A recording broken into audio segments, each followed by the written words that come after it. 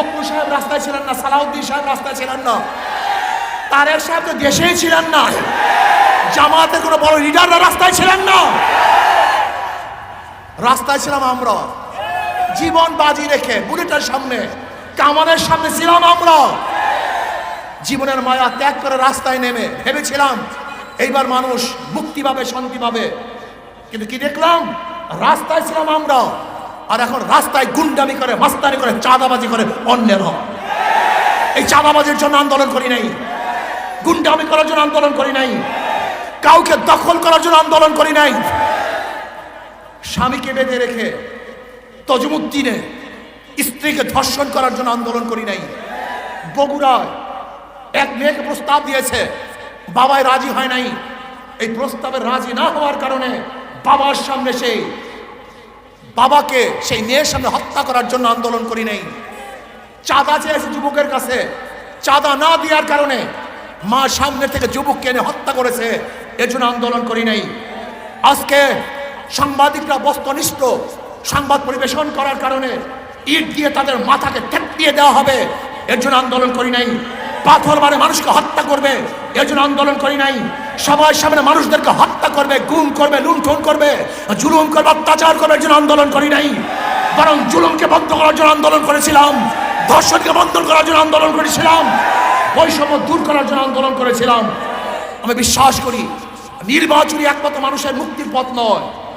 নির্বাচনী মানুষকে শান্তি দিতে পারে না, মুক্তি দিতে পারে না। আমি মনে করি যদি নির্বাচনের মাধ্যমে আবারও সেই ফ্যাসিস্টরা ক্ষমতায় আসে, আবার চাঁদাবাজ, ডাকাত, গুন্ডা, বদমাশ এবং খুনিরা ক্ষমতায় আসে, তাহলে বাংলাদেশের মানুষ শান্তি পাবে না, মুক্তি পাবে না। একজন আমরা কি চাই? আমাদের শায়খ মোহসেন দাম্পার কথা বলেছেন, শুধু নেতা নয় নীতির পরিবর্তন চাই, শুধু নেতা নয় নীতির পরিবর্তন চাই। ওদের মার্কার মধ্যে ভুল, ওদের মার্কার মধ্যে ধোঁকাবাজি। যারা নৌকায় নির্বাচন করে নিজেরা নৌকা চালাতে পারে না, যারা ধানের শীষে নির্বাচন করে নিজেরা ধান কাটতে পারে না, যারা নাঙ্গলি নির্বাচন করে নিজেরা নাঙ্গল বইতে পারে না, যারা কুঠার নিয়ে নির্বাচন করে নিজেরা লাঠি ভাটতে পারে না, যারা গরুর চাকায় নির্বাচন করে নিজেরা গরুর গাড়ি চালাতে পারে না। নৌকা চালায় কারা? গরিবরা। ধান কাটে কারা? নাঙ্গল চালায় কারা? গরুর গাড়ি চালায় কারা? লাকড়ি ফাড়ে কারা? প্রতীকগুলি সব গরিবদের, কিন্তু যারা এই প্রতীকে নির্বাচন করে একজনও গরিব না। প্রতীক কাদের?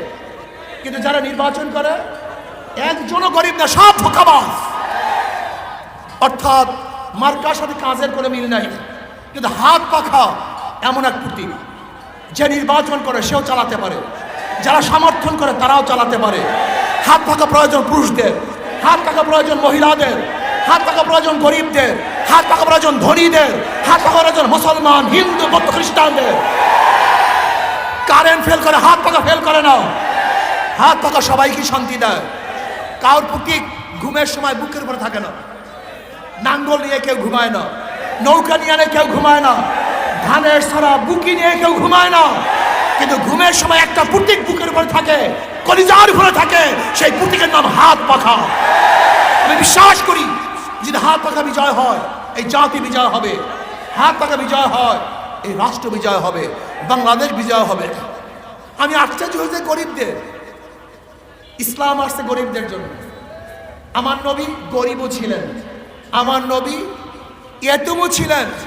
নবী আলাইহিস সালাতু ওয়াস সালাম বারবার দোয়া করেছেন, আল্লাহ দুনিয়াতে আমাকে গরিবের সাথে রাখিও, গরিবের সাথে মৃত্যু দিও, গরিবের সাথে হাসর করিও।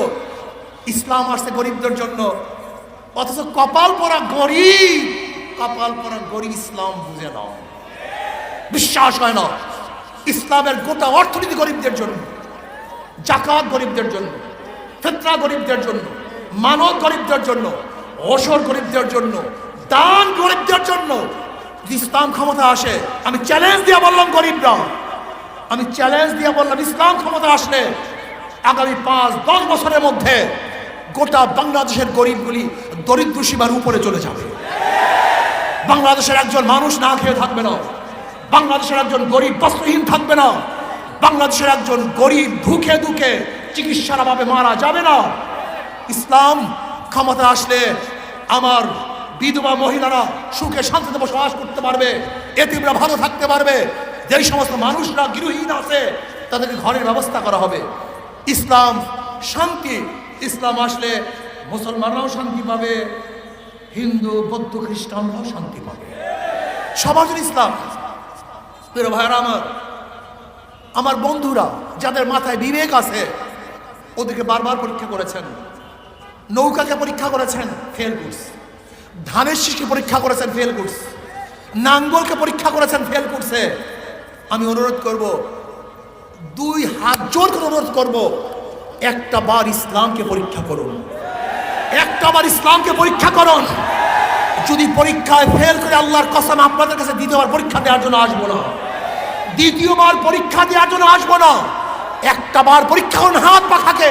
আমি বিশ্বাস করি যদি হাত পাখাকে পরীক্ষা করুন, ইসলাম ফেল করার আদর্শ নয়, ইসলাম বিজয় হওয়ার আদর্শ।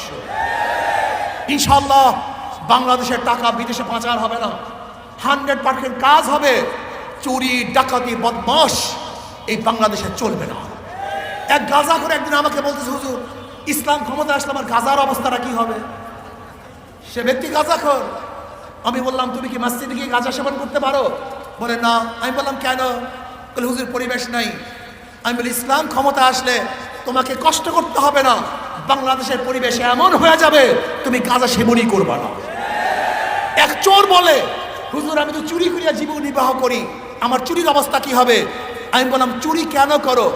তোমার স্ত্রীর মুখে খানা নেই, তোমার ছেলের মুখে খানা দিতে পারছো না, এর জন্য।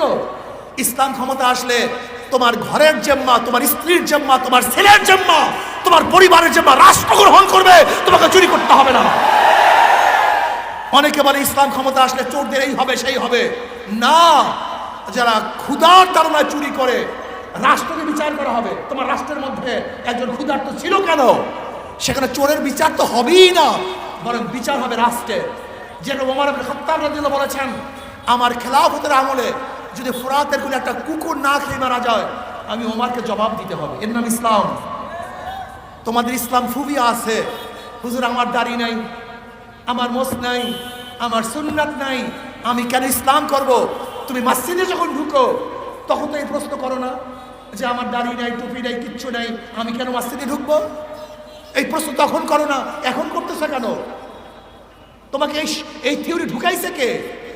ইসলাম ক্ষমতা আসলে যারা দাড়ি ছাড়া তারা ভালো থাকবে, যারা টুপি ছাড়া তারা ভালো থাকবে। অর্থাৎ বাংলাদেশের সর্বস্তরের সমস্ত আদর্শের সমস্ত মানুষগুলি ভালোভাবে জীবন যাপন করবে ইনশাআল্লাহ। কাজে আসুন আমরা সবাই সম্মিলিতভাবে আগামী নির্বাচনে হাত পাকার পক্ষে সর্বোচ্চ কাজ করবো। রাজি আছেন ইনশাআল্লাহ?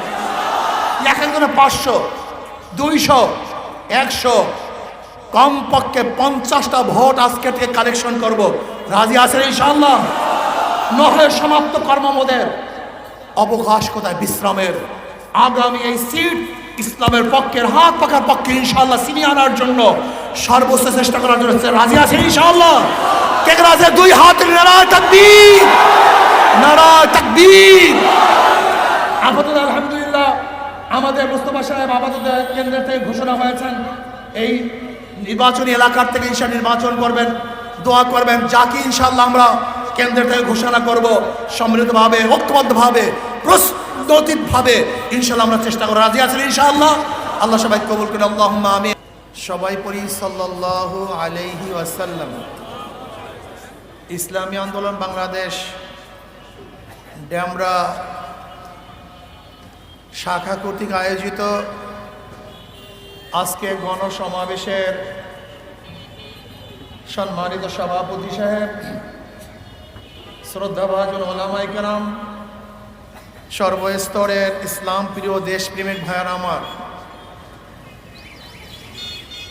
ইসলামী আন্দোলন সম্পর্কে আসলে আমরা অনেকেই জানি না, জানতেও দেওয়া হয়নি। দীর্ঘদিন পর্যন্ত ইসলামী ফুবিয়া আমাদের মধ্যে এমনভাবে সৃষ্টি করা হয়েছে, ইসলামের মধ্যে রাজনীতি আছে তাই ভুলে গিয়েছি। আমরা মুসলমানরা জানি না ইসলামের মধ্যে রাজনীতি একটা পার্ট। বরং আমরা অনেক মুসলমানরা একসময় মনে করতাম হুজুররা আবার রাজনীতি করে কেন, এরকম 5 তারিখ টান দিত। হুজুররা এখানে আসছে কেন, তাদের এখানে কাজটা কি, কত না কথা বলতো। এই বিয়া খুব জানি না